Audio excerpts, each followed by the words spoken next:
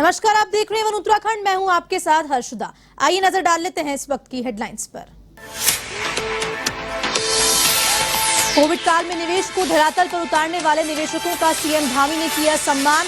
43 बड़े निवेशकों और 24 एमएसएमई उद्यमियों को सौंपे प्रशिक्षित पत्र और प्रतीक चिन्ह। कहा, राज्य में बना औद्योगिक निवेश का माहौल।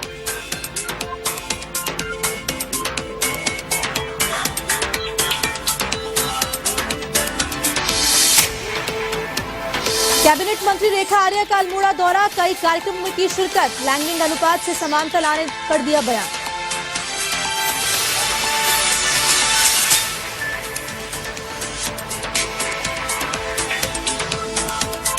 भर्तियों में धांधली को लेकर छात्रों और बेरोजगार युवाओं का प्रदर्शन, रैली निकालकर जताया विरोध। सभी भर्तियों की सीबीआई जांच की मांग।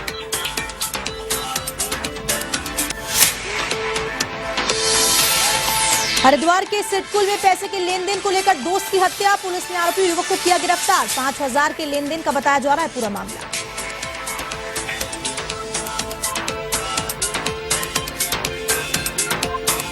किच्छा में पुलिस की बड़ी कार्रवाई, अवैध तमंचे के साथ 2 शूटर्स को किया गिरफ्तार। 315 बोर के 2 अवैध तमंचे और 4 जिंदा कारतूस बरामद।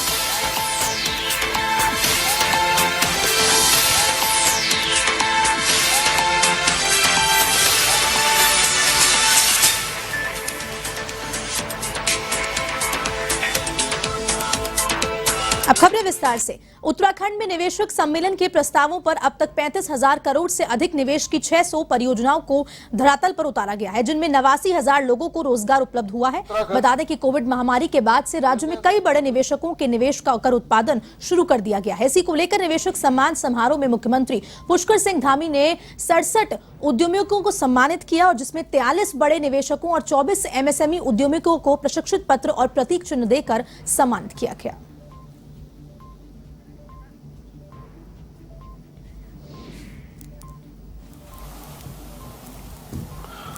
In the Uttarakhand.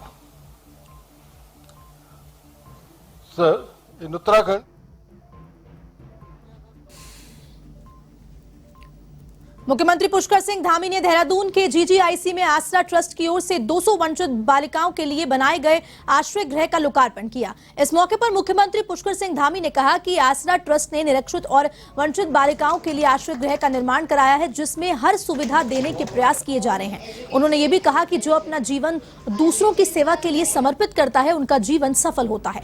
इस दौरान विधायक खजान दास, शिक्षा महानिदेशक बंशीधर तिवारी, प्रबंधक निदेशक हेल्प अलायंस आंद्रे पांडकॉफ समेत अन्य लोग वहां मौजूद रहे।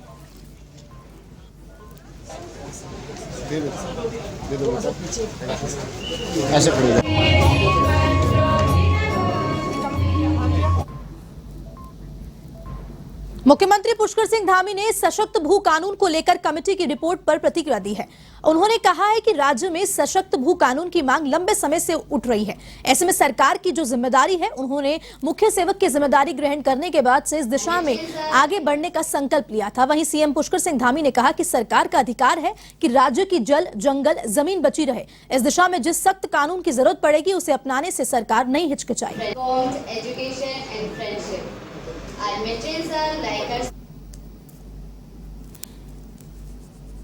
लंबे समय से उत्तराखंड के अंदर एक सख्त भू कानून की आवश्यकता और जरूरत, लगातार इस पर चर्चा होती रही है। और पिछले साल मैंने 4 जुलाई 2021 को मुख्य सेवक के रूप में जब ये दायित्व मुझे मिला, जिम्मेदारी मिली, तो बहुत सारे हमारे यहाँ पर उत्तराखंड के विभिन्न क्षेत्रों में काम करने वाले बुद्धिजीवी वर्ग, अनेकों संगठनों के लोग जो उत्तराखंड के बारे में चिंता करते हैं, उन्होंने कहा कि यहाँ पर एक भू कानून होना चाहिए। उसको लेकर हमने कमेटी बनाई थी, और कमेटी ने कल ही अपनी सिफारिशें सरकार को सौंप दी हैं। और हमारा मानना है कि उत्तराखंड में एक सख्त भू कानून होना चाहिए, जिससे कि जो हमारी यहाँ पर ज़मीनों का दुरुपयोग हुआ है, मिसयूज हुआ है, वो मिसयूज न हो। किसी भी कीमत पर हम उत्तराखंड की जो हमारी ज़मीनें हैं, उन ज़मीनों को खुर्द बुर्द नहीं होने देंगे। अल्मोड़ा प्रवास के दौरान कैबिनेट मंत्री रेखा आर्य ने कई कार्यक्रमों में शिरकत की और इस दौरान उन्होंने कहा कि 2025 तक प्रदेश में लैंगिक अनुपात में समानता लाने के प्रयास किए जा रहे हैं। इसी के लिए व्यापक जन जागरूकता अभियान चलाया जा रहा है। वहीं सरकार की ओर से बालिकाओं के जन्म से लेकर वयस्क होने तक विभिन्न योजनाएं संचालित की जा रही हैं।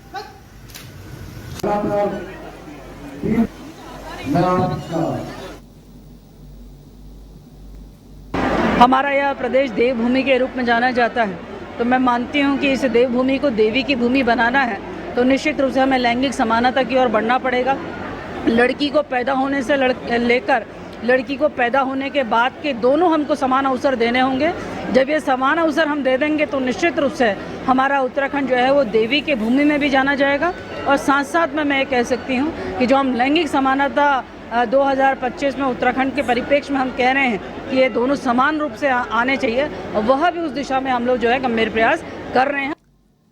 अल्मोड़ा के भीकियासैंड में बीते दिनों हुई दलित युवक की हत्या का मामला अब तूल पकड़ने लगा है। इस घटना को लेकर लालकुआ में रिपब्लिकन पार्टी ऑफ इंडिया के प्रदेश अध्यक्ष यशपाल आर्य ने कहा कि एक दलित युवक की हत्या कर दी गई। ये घटना प्रदेश और देश को शर्मसार करने वाली है। उन्होंने प्रदेश सरकार से दलित उत्पीड़न पर सख्त से सख्त कानून बनाने की मांग की है। गौलापार में अपने आवास पर आयोजित प्रेस वार्ता में रिपब्लिकन पार्टी ऑफ इंडिया के प्रदेश अध्यक्ष यशपाल आर्य ने कहा कि प्रदेश में जल्द ही दलित अत्याचारों पर रोक नहीं लगाई गई तो समाज के लोग उग्र आंदोलन को बाध्य होंगे, जिसकी जिम्मेदारी प्रशासन की होगी।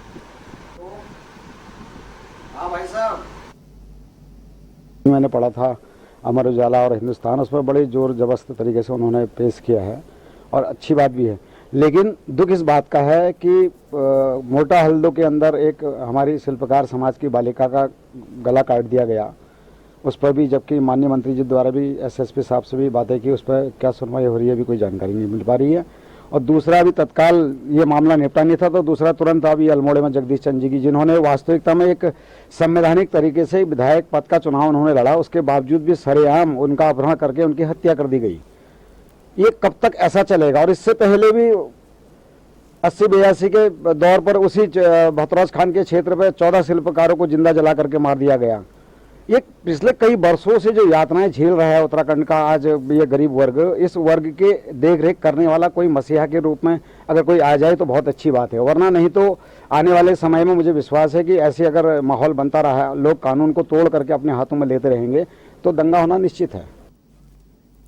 हरिद्वार में 26 सितंबर को होने वाले त्रिस्तरीय पंचायत चुनाव के लिए नामांकन प्रक्रिया अब शुरू हो चुकी है। ऐसे में जिलाधिकारी और सीडीओ के नामांकन स्थलों पर निरीक्षण किया गया। बता दें कि हरिद्वारों के शहरों क्षेत्रों में छोड़कर अन्य सभी ब्लॉक्स में ग्राम प्रधान और ग्राम पंचायत सदस्य और क्षेत्र पंचायत सदस्यों के लिए अलग अलग काउंटर स्थापित किए गए हैं। ब्लॉक बहाबाबाद में ग्राम प्रधान एवं ग्राम पंचायत सदस्य के लिए 10 काउंटर और क्षेत्र पंचायत सदस्यों के लिए अलग में 4 काउंटर स्थापित किए हैं। आपको बता दें कि प्रत्याशियों के नामांकन की व्यवस्थाओं के लिए समुचित बैरिकेडिंग एवं सुरक्षा व्यवस्थाओं को चाक चौबंद रखने हेतु भारी पुलिस बल तैनात किया गया। जिलाधिकारी ने पूर्ण मनोयोग से निर्वाचन प्रक्रिया को संपन्न करने के निर्देश दिए। ये भी बता दें कि नामांकन प्रक्रिया आज से 8 सितंबर तक जारी रहेगी। 8 सितंबर को 3 बजे तक नामांकन पत्रों की बिक्री की जाएगी और 9 सितंबर से 11 सितंबर तक नामांकन प्रपत्रों की जांच की जाएगी। 12 सितंबर नामांकन वापसी के लिए रिजर्व है और 13 सितंबर को निर्वाचन प्रतीक चिन्ह आवंटित किए जाएंगे। वहीं बात करें 26 सितंबर को मतदान होगा तो 28 सितंबर को मतगणना होगी।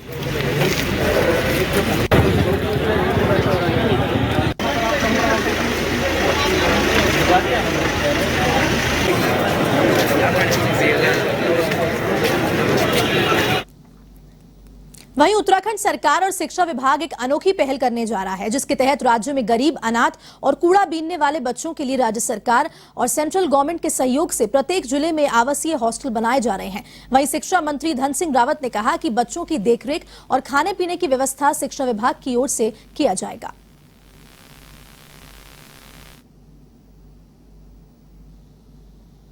के द्वारा और भारत सरकार के द्वारा नेताजी सुभाष चंद्र बोस आवासीय हॉस्टल बनाए जा रहे हैं और इसमें उन गरीब बच्चों को पढ़ाया जाएगा जो कि आर्थिक रूप से बहुत दिक्कत में हैं या जिनके माँ बाप जो है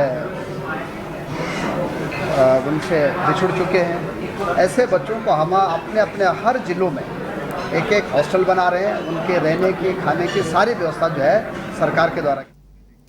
यूके एसएससी और विभिन्न विभागों में बैकडोर से हुई भर्तियों की सीबीआई जांच की मांग को लेकर चमोली में छात्रों और बेरोजगार युवाओं ने सैकड़ों की संख्या में एक विशाल रैली का आयोजन किया। रैली में छात्रों ने मांग की थी कि प्रदेश में भर्तियों में हो रही गड़बड़ियों और भ्रष्टाचार की जांच सीबीआई से की। उन्होंने ये भी कहा कि भले ही उत्तराखंड सरकार जांच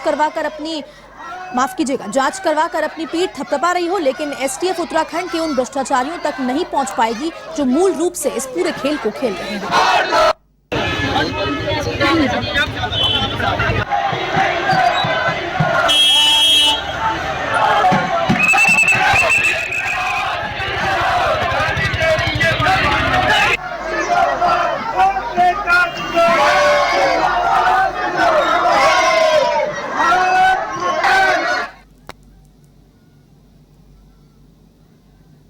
हमारे जो रैली है उसका जो मेन मोटो है वो हमारे जो पेपर में उत्तराखंड में जो पेपर है, जो कंपटीशन है, उसमें जो धांधलियाँ हो रही उसकी निष्पक्ष जांच हो।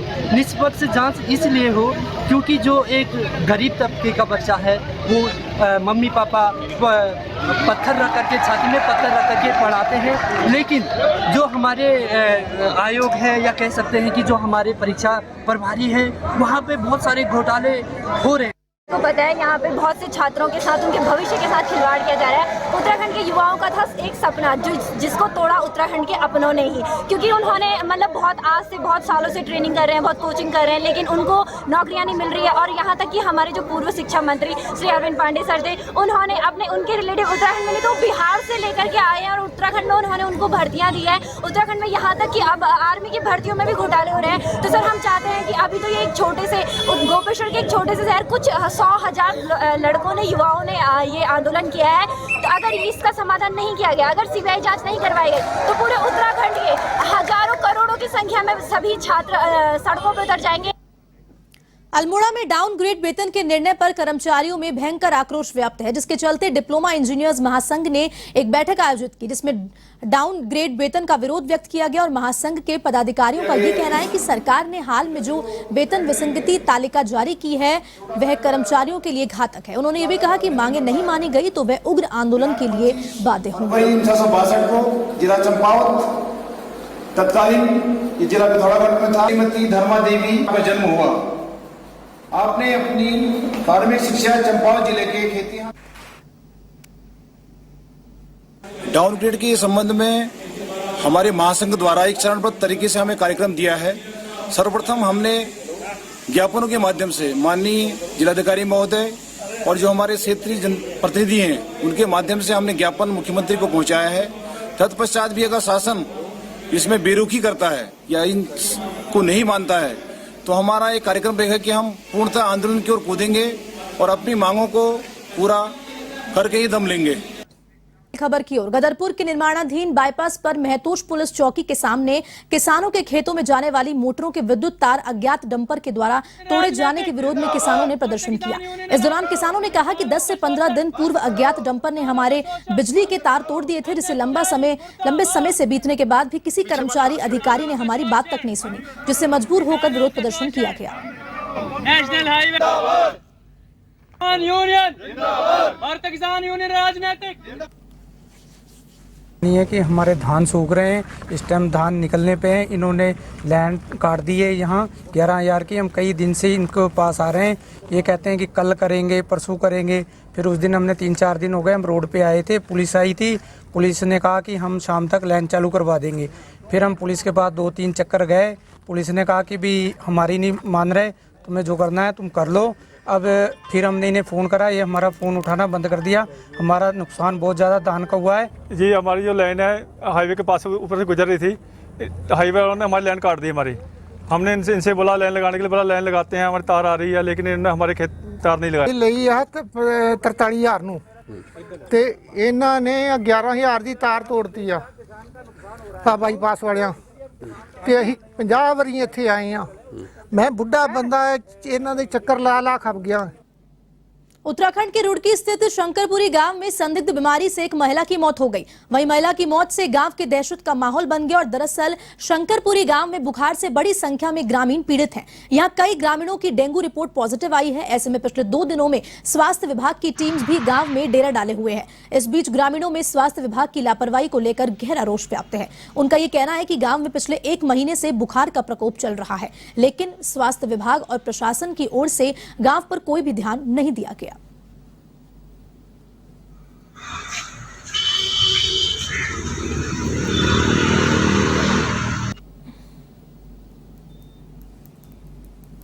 हमारे गांव में जो ये वायरल फीवर है बहुत तेज़ी से फैल रहा है, जिसमें हमारे गांव में 400 से 500 परिवार रहते हैं, जिसमें हर घर में 2 से 3 लगभग इतने मेंबर्स हर घर में पड़े हैं।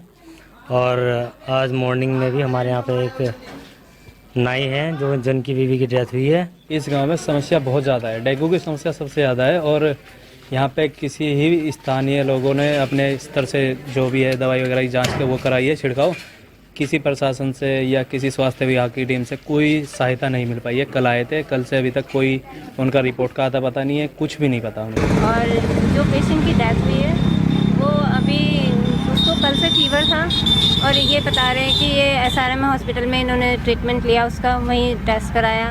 कल हमारी टीम भी आई थी, यहाँ पे कैंप लगाया था, पर इन्होंने पहले ही दूसरी जगह टेस्ट करा दिया। अब खबर उधम सिंह नगर के रुद्रपुर से है, जहां गैस लीक मामले में एक नया मोड़ सामने आया है। आपको बता दें कि क्षेत्र में चूहे के पोस्टमार्टम की घटना चर्चा का विषय बनी हुई है, जिसके चलते गैस रिसाव की चपेट में आए चूहे को पोस्टमार्टम कराया गया। चूहे के पोस्टमार्टम रिपोर्ट में यह साफ हो जाएगा कि आखिरकार चूहे की मौत किस गैस की चपेट में आने से हुई, जिसके बाद इस पूरे मामले में गिरफ्तार आरोपियों को सजा दिलाने में पुलिस को पुख्ता साइंटिफिक एविडेंस मिल जाएगा। आपको बता दें कि बीते दिन कबाड़ के गोदाम में जहरीली गैस रिसाव होने के बाद प्रशासन सहित 38 लोगों की हालत बिगड़ गई थी। मामले में पुलिस ने कबाड़ी और सिलेंडर बेचने वाले संस्थान के डेलीवेज कर्मी को गिरफ्तार कर जेल भेज दिया है, जबकि दूसरे डेलीवेज कर्मी वीरपाल की पुलिस तलाश कर रही है।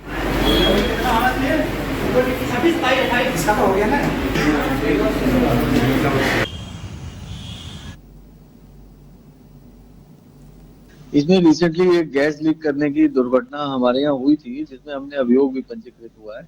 और इसमें अभियोग पंजीकृत करने के बाद जब हमने इसकी इन्वेस्टिगेशन स्टार्ट की तो उसमें कुछ मृत चूहे हमें मिले थे गैस सिलेंडर के पास, जिनमें से एक चूहे को हमने पशु चिकित्सक की जो टीम थी पशु चिकित्सकों की, उनके सहायता से हमने इसको सील करके एग्जामिनेशन के लिए बरेली भेजा है। उसमें उद्देश्य हमारा ये है कि जो भी केमिकल इसमें आया है, जो उनका कॉज ऑफ डेथ से, यदि केमिकल क्लियर होता है तो हम उसको ट्रेस करेंगे कि सिलेंडर कहाँ से आया और इसकी कहाँ पे यूज होता है सिलेंडर, ताकि भविष्य में इस प्रकार की घटनाओं की पुनरावृत्ति न हो और साथ में जो मुलजिम है उस तक हम लोग पहुंच सकें।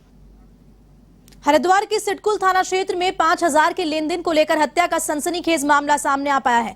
13 जून को सुनील नाम के युवक ने अपने ही दोस्त अंकित की चाकू से गोदकर हत्या कर दी थी। पुलिस ने आरोपी अंकित को गिरफ्तार कर जेल भेज दिया। हत्याकांड का खुलासा करते हुए सीओ सदर बहादुर सिंह चौहान ने बताया कि यूपी के अमरोहा निवासी अंकित और लखीमपुर खीरी निवासी सुनील मिश्रा हरिद्वार के सिडकुल की एक कंपनी में काम करते थे। सुनील ने अंकित को 5000 रुपए उधार दिए थे।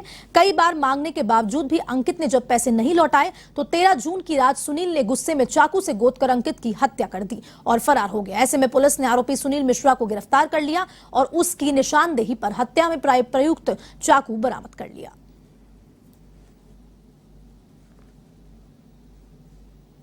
अंकित नामक व्यक्ति की हत्या हुई थी। वो नौगांव सादात अमरोहा का रहने वाला था, यहाँ फैक्ट्री में मजदूरी करता था। उस आधार पर जो है पुलिस द्वारा जो है, चूंकि अननोन केस था, काफ़ी प्रयास किए गए, काफ़ी कोई रंजिश सामने नहीं आई। लगातार CCTV फुटेज और मोबाइल की सहारा लिया गया तो उसमें जो है एक सुनील नामक जो व्यक्ति है उससे पूछताछ की गई तो उसने अपने हत्या करना कबूल किया है और 5000 रुपये का लेन देन का मामला था, उसी कारण इसने हत्या की गई है।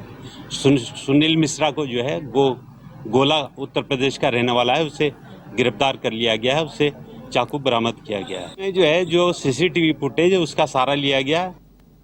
किच्छा में पुलिस को बड़ी कामयाबी हाथ लगी है। बता दें कि पुलिस ने अवैध तमंचे के साथ 2 शूटरों को गिरफ्तार कर दिया है। पुलिस ने दोनों आरोपियों के पास से 315 बोर के 2 अवैध तमंचे और 4 जिंदा कारतूस बरामद किए हैं और पकड़े गए दोनों आरोपियों के खिलाफ यूपी के बिलासपुर थाने में हत्या सहित कई मामले दर्ज हैं। आपको बता दें कि हरिंदर सिंह की तहरीर पर किच्छा पुलिस ने दोनों आरोपियों के खिलाफ मुकदमा दर्ज करते हुए तलाश शुरू की थी।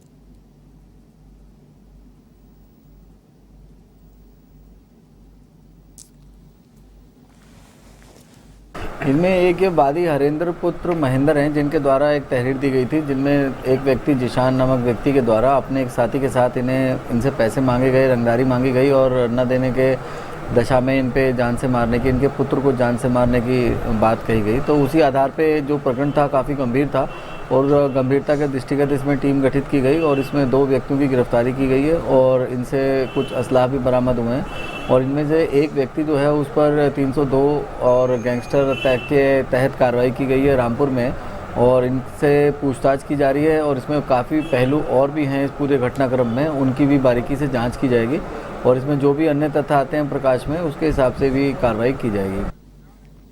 फिलहाल के लिए इस बुलेटिन में इतना ही। आप देश दुनिया की तमाम खबरों के लिए देखते रहिए A1 TV। नमस्कार।